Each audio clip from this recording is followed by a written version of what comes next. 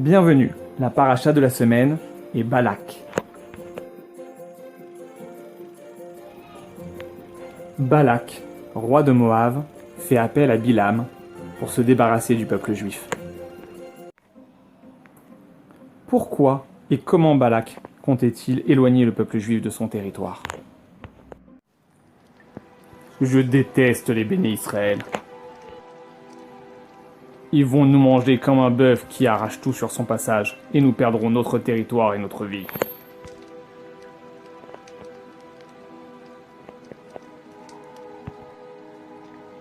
Que faire? Oh, mais je sais. Je connais de mon pays natal un sorcier suffisamment puissant pour avoir donné la victoire à Sihon lors de la guerre précédente. Allez me quérir Bilam, qu'il me bénisse ce peuple. Moi, me débarrasser d'un peuple tout entier? Combien ça peut me rapporter? Oh, au moins tous les trésors de Balak. Après tout, je suis le grand Bilam, je veux bien ce prix-là. De toute façon, il aurait dépensé tout son argent pour monter une armée qui aurait été vaincue. Avec moi, c'est du 100%. Il ne reste plus qu'à convaincre Hachem. Maître du monde, tu sais qui est venu me voir? Balak et ses princes pour que j'aille maudire ton peuple. Non, enfin je précise vu que tu me le demandes. Après tout, peut-être que Hachem ne sait pas tout ce qui se passe s'il me pose la question. C'est bien ça pour mes affaires. Ah, tu ne veux pas que j'aille avec eux? Bon, très bien, je peux rester ici et agir à distance. Ah, ça non plus tu ne veux pas? Bon, d'accord, je vais les bénir alors. Et puis j'introduirai un petit mot insignifiant en plus. Ah, non plus. Bon, d'accord.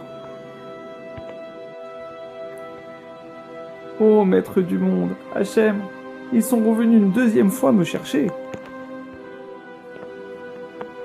Allez, laisse-moi aller là-bas. C'est pour le business, je ne leur donnerai que des conseils.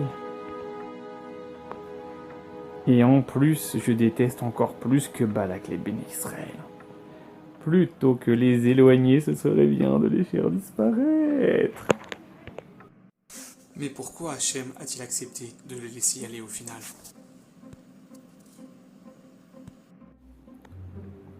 Plusieurs raisons sont rapportées par nos sages. Entre autres, dans la Gemara Makot, Rava bar Ravuna nous apprend que l'on est conduit sur la voie que l'on désire emprunter. Et malgré cela, Hachem tentera encore de le sauver de cette faute et de la mort en lui envoyant un ange de Chesed pour effrayer son ânesse en cours de route. Tout à fait, mais Bilam, dans sa grande arrogance, osera répondre à l'ange que ce n'est pas la première fois qu'un ange contredit une instruction d'Hachem. Déjà avec Abraham, l'ange a révoqué l'ordre de sacrifier Yitzhak. Ce passage de la Torah finit avec les mots « va avec les hommes », ce qui signifie « puisque tel est son choix, son destin sera le même que ces hommes, il disparaîtra de ce monde ».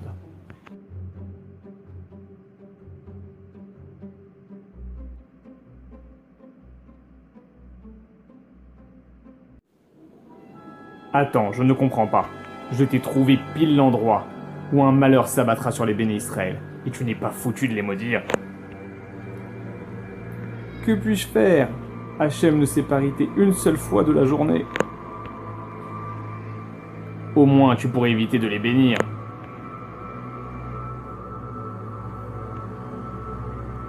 Hachem ne regarde que leur qualité et m'empêche de penser à autre chose qu'à leur sniout et leur maison de prière et d'étude.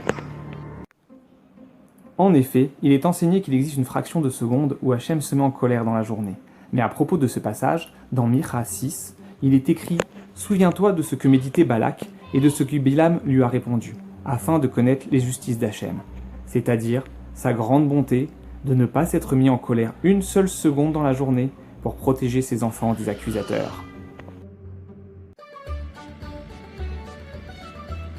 Tu sais que le GPS t'indique de tourner à droite? Non, c'est bon, je connais le chemin, t'inquiète. Tu sais que la vitesse est limitée à 50 km/h ici? Oui, t'inquiète, je suis à 70, c'est très proche de la vitesse autorisée. Tu sais que l'indicateur du moteur montre une surchauffe? Oui, t'inquiète pas, toujours, après 2 heures de route ça fait ça, j'ai l'habitude.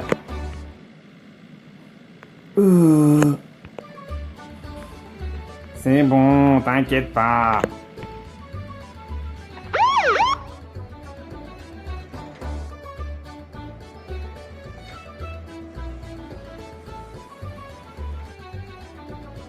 Pourquoi tu m'as pas dit qu'il y avait un feu rouge?